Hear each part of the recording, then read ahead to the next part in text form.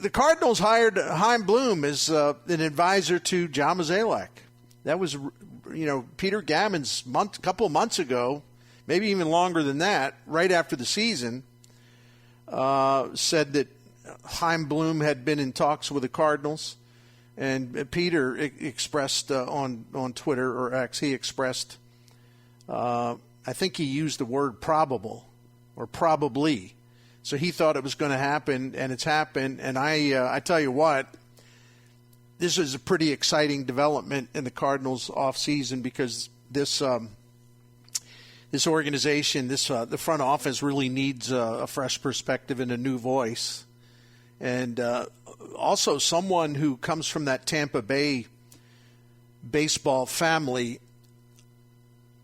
of front office executives who know more than anybody about drafting, developing, and enhancing their own pitchers. Great success with that in Tampa Bay, and he comes out of that organizational tree and really didn't have a fair chance in Boston. That's just kind of a mess as far as what they expected from him, what they told him they wanted, and then he basically did it, and then they blamed him for doing it because then they didn't win. So I don't really care what happened with him in Boston. I think this is potentially a really significant move for the Cardinals. He's only 40 years old. And after all, I mean, the Red Sox did get to the at least one ALCS under Bloom, winning 92 games. But again, they've had a lot of. I'm not here to review what he did in Boston because again, I think it was just kind of a dysfunctional situation that he entered. But as Mo said in a release, quote, "I've known Chaim for a long time and feel that this is a great opportunity for the St. Louis Cardinals. It will be good to get an outside perspective on our organization from someone who is well respected as Chaim. Having a fresh set of eyes on all aspects of our baseball operation should be helpful." And that is an understatement. So anyway, we'll hope for the best there. And John Denton wrote a story about this. You can, it went online just a little while ago. Go to MLB.com. Follow John Denton on Twitter at John Denton 555 or Derek Gould on Twitter at D Gould at D Gould, and they'll catch you up. Another, another bit of Cardinals news. Bill DeWitt, and I'm talking about Bill DeWitt III, told John Denton about this offseason, quote, "Look, I think we're always open to improving our club within reason, but we've already made some big moves. With Payroll, it has to be thought of in the context of the whole business with all the investments we're making in other aspects of the product on the field. And then there's the revenue picture, which frankly is a bit challenging this year relative to last year when you think about what's happening with local television, media, etc. So we are making a pretty big push by raising payroll and having revenue somewhat challenged.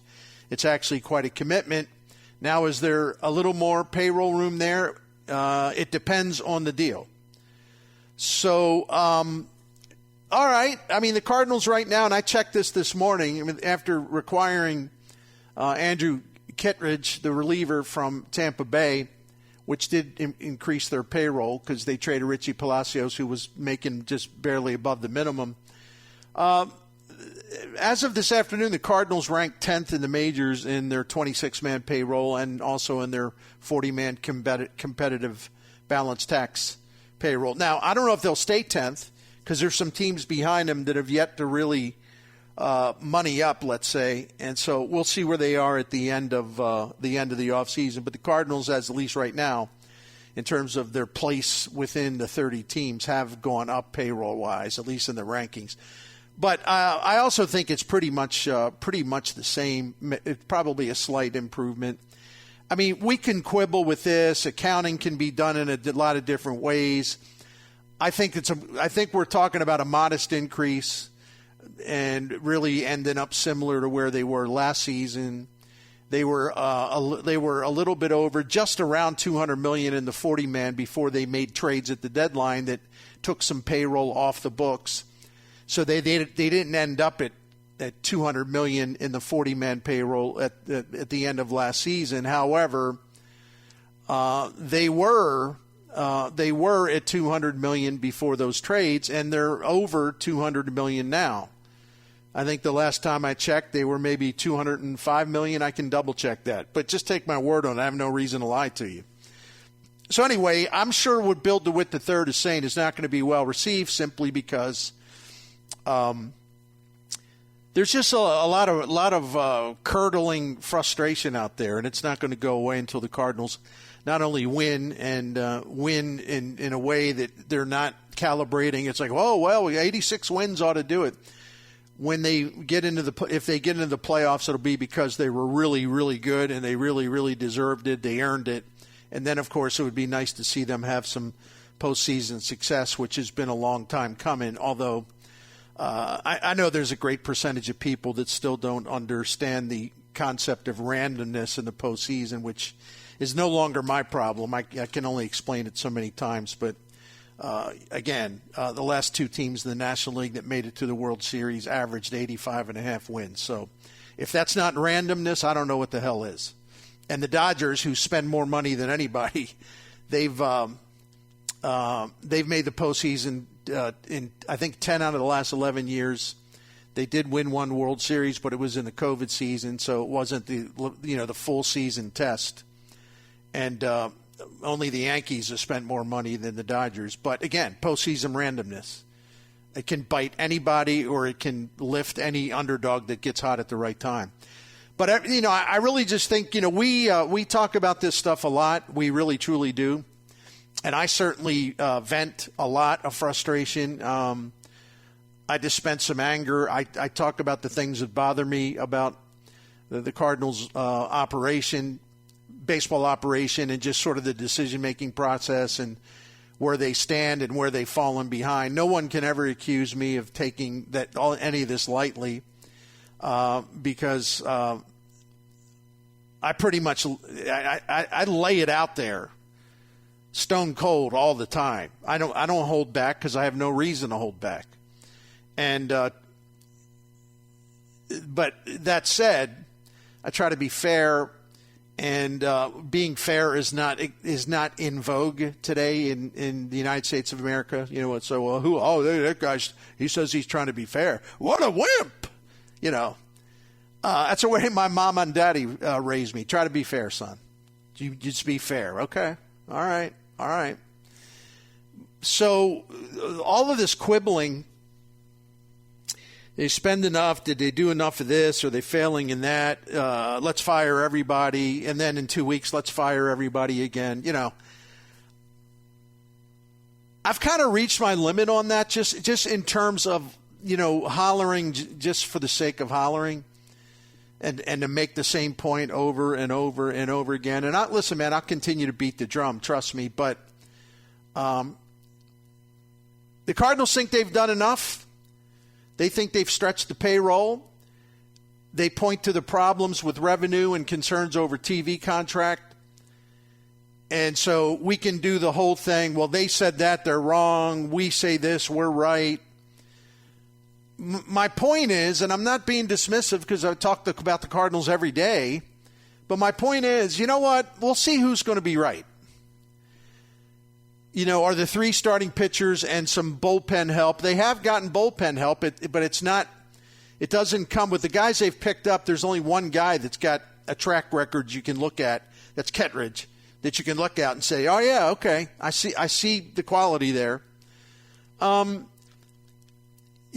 for me or you or anybody to just like day after day after day after day, like just bellyache and just spit venom all over the place. We're getting close enough to the end of the World Season, the end of the off season, where we know where the Cardinals exactly they're going to be in terms of their roster. We know where they are right now. We know where they've improved. We know where they still need to improve. They like their club. They think they're going to be good. They think they're ready to go for the most part. And like I said, the truth will be revealed when they start playing real baseball games. And we're just going to have to wait on that. Because everybody's Branch Rickey at this time of the year, including me. We all think we're Branch Rickey. You don't get a chance to hide in a 162-game test. You just don't get a chance to hide. like last year before the 2023 season, Mozeliak was confident, but, actually just kind of borderline arrogant about the state of his starting pitching. He didn't understand what the media and fans were complaining about. Well, reality hit real hard. Worst starting pitching the Cardinals have had since Bill DeWitt bought the team before the 1996 season. That's a perfect example of what I'm talking about. There have been other Cardinals teams that have done better than we expected. Could this be one of those teams? I don't know. I think there's at least a chance of that. And, pardon me for, again, trying to be reasonable, even with all of the criticism that I've leveled the Cardinals with. That's the whole thing about baseball, man. There's always teams that do better than you think, teams do worse than you think. And teams that spend the most money don't always get what they paid for, and we should know that. The examples of that are numerous, and you really don't need a bloke like me to tell you who they are. So we'll see. But I like the Chaim Bloom move. I'll tell you that, and I don't know whether this will be a prelude to him taking the whole thing over after Mozeliak steps down following the 2025 season. We'll find out. But he's a really intelligent guy, and I think the Cardinals organization is probably a really good spot for him if he wants to go dive back in full time into in fact running a baseball operation. So. But it's too soon to speculate on that. But obviously when they hire a high-profile guy like Chaim Bloom, it's going to invite that kind of speculation. And I think that's okay. I think that's fine. Bill DeWitt III also told John Denton, quote, "I really like our team right now, and our everyday club's really exciting. We've got some young players who you would hope continue to improve and show us that they are up and coming. On the pitching front, we realized that was our weakness for the most part, and Mo addressed those concerns quickly and effectively. He did do it quickly because there was a good story in the Washington Post about how teams are just going, really, really desperate for starting pitching, and if you want it, you're going to have to pay a fortune for it. And that's been true already, but then you still have some big names out there like Blake Snell, for example, and Josh Hader, who's a reliever, but you get my point. Mo, I know that this is against city, state, federal law in St. Louis to actually offer a compliment to John Mozeliak. So please forgive me, and I'll post bond after the show. Anyway, no, he looking back on what he did and moving quickly to get what he thought they really needed was actually really good.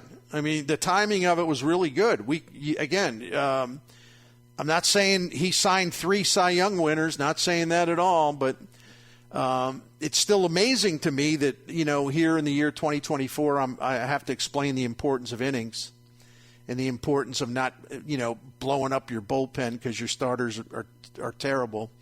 The importance of 6+ inning starts, the importance of quality starts, all that is fact-based. Make a huge difference in a positive way. So I appreciate that, and the 3 guys they signed can do that, provided that everybody stays healthy. But Mo did the right thing by moving quickly. He really did. And you say, well, Bernie, they could have signed this. They could have signed.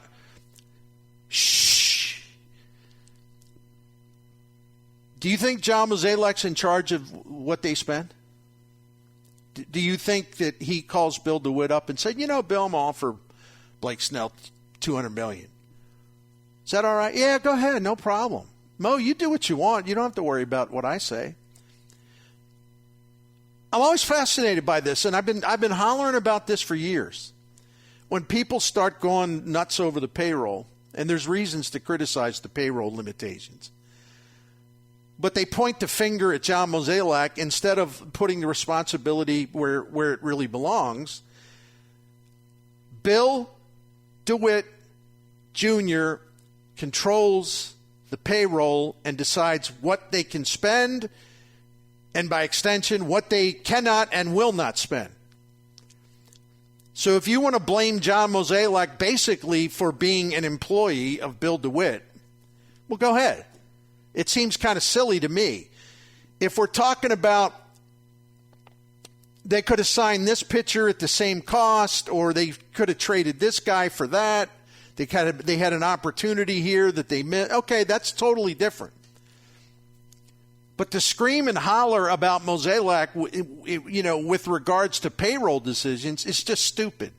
I mean, there's no other way to put it. He doesn't make those calls. All right? There's a lot there with Mo to rip. That's not one of them, man.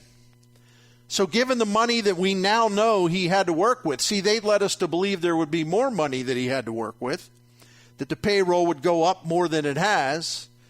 And given the constraints, again, determined by the guy that owns the team.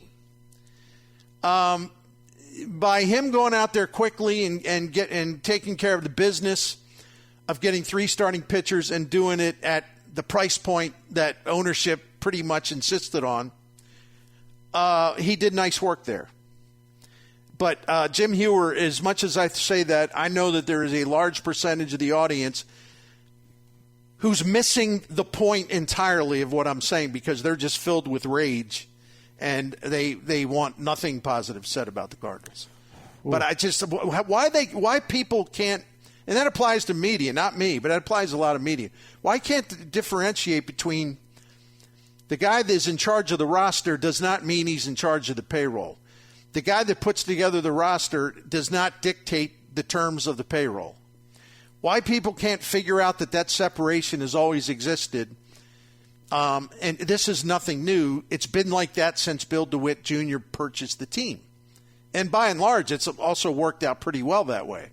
But they're a little bit behind now. But I don't know. I just don't understand why that's so hard to understand. I really don't. It's really perplexing to me. Why Mo is somehow held responsible because he didn't go out and spend $200 million on a starting pitcher. Like that's his fault.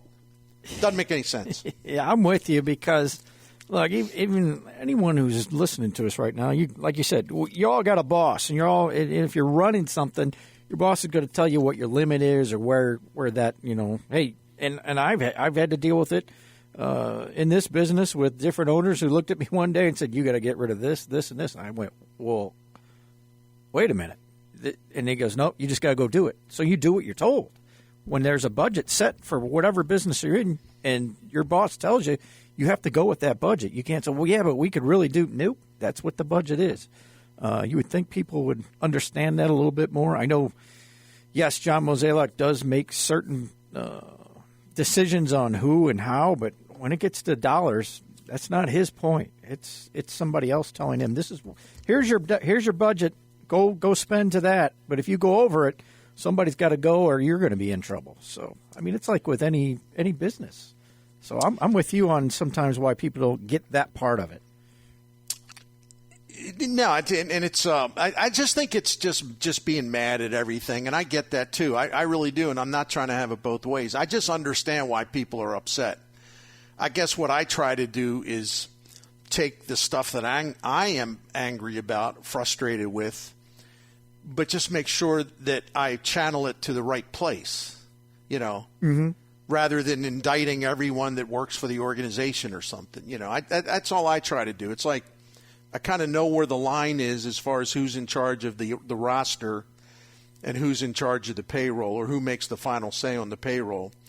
And the final say on the payroll obviously has a direct impact on the final roster that you put together, because you can only spend so much money. And by the way, I will say this.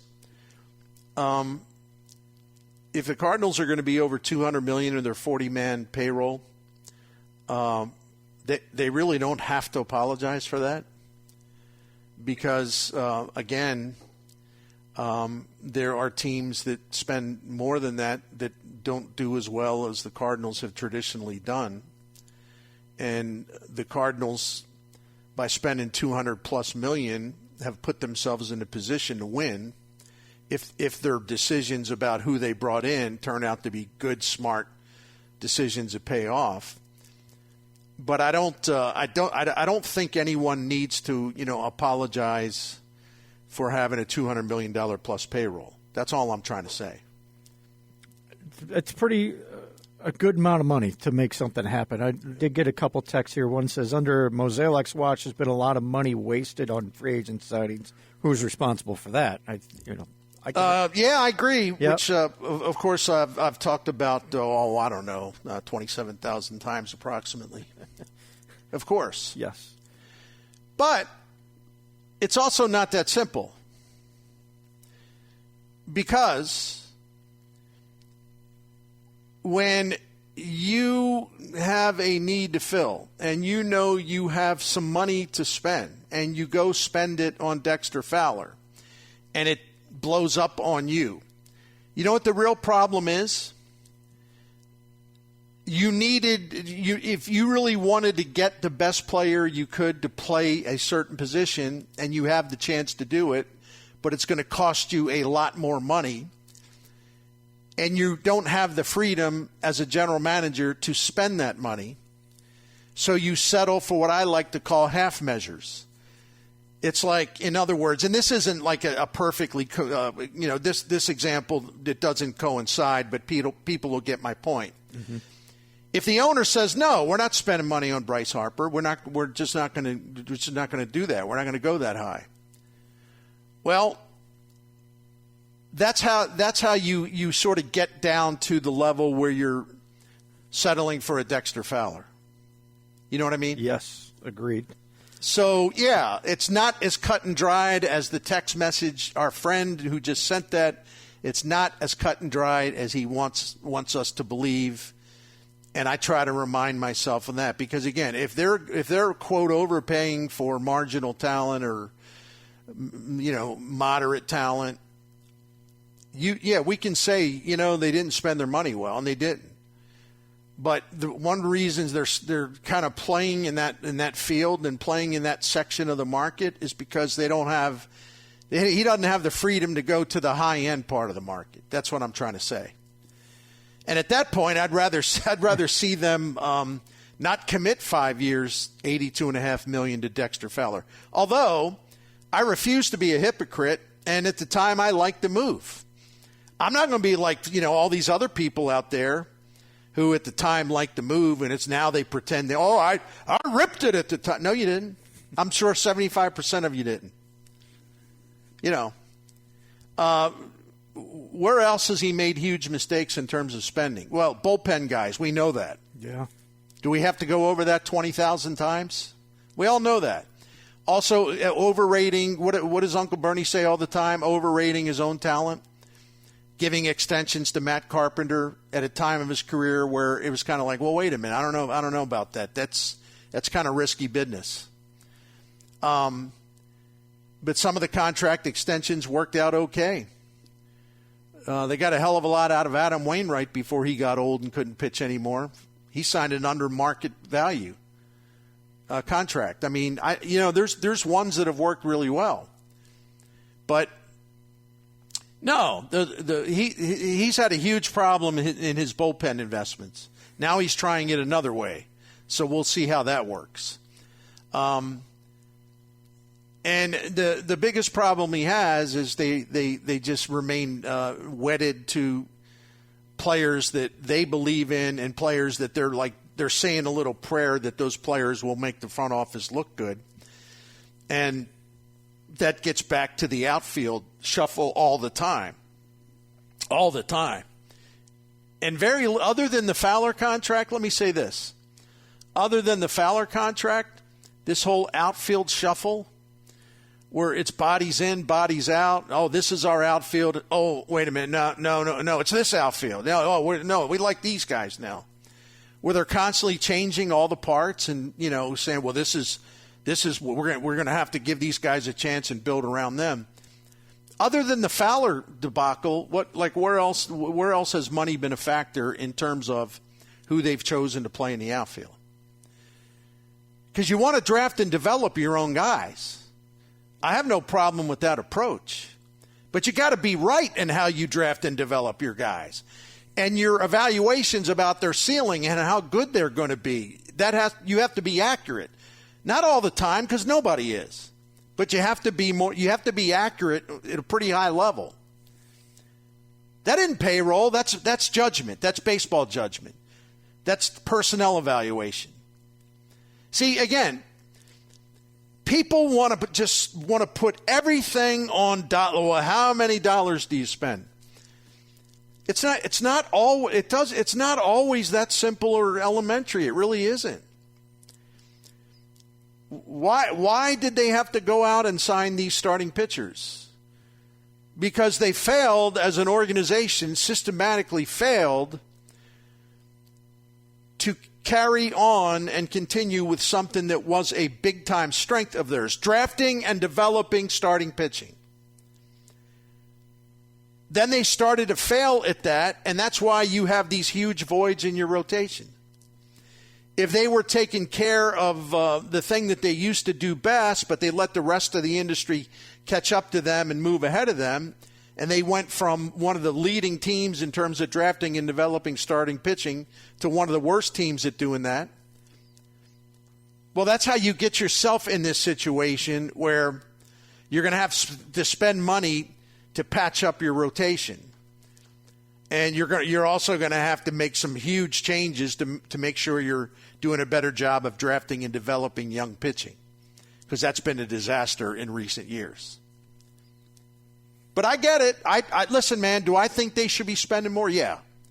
Do I think that I judge everything they do based on how many dollars have been invested in this or that decision? Just the bottom line, just looking at the money spent, and that's the only determination about whether it was smart or stupid? No. Because in the end, it all comes down to performance. Just go to Cott's contracts and look at all the teams that just threw money away like you wouldn't believe. The Mets not making the playoffs? Yeah. The Mets being a non-factor in 2 consecutive postseason with having Mr. Moneybags spending over $300 million each year. I mean, the Dodgers, again, flunking out the most postseasons before their time of expulsion should occur. I don't know. I'm not sure. Can somebody refresh me last time the Yankees won in a World Series or even played in a World Series? Can anybody help me out with that? I think it's been a while. Despite billions and billions and billions and billions and billions of dollars spent on payroll.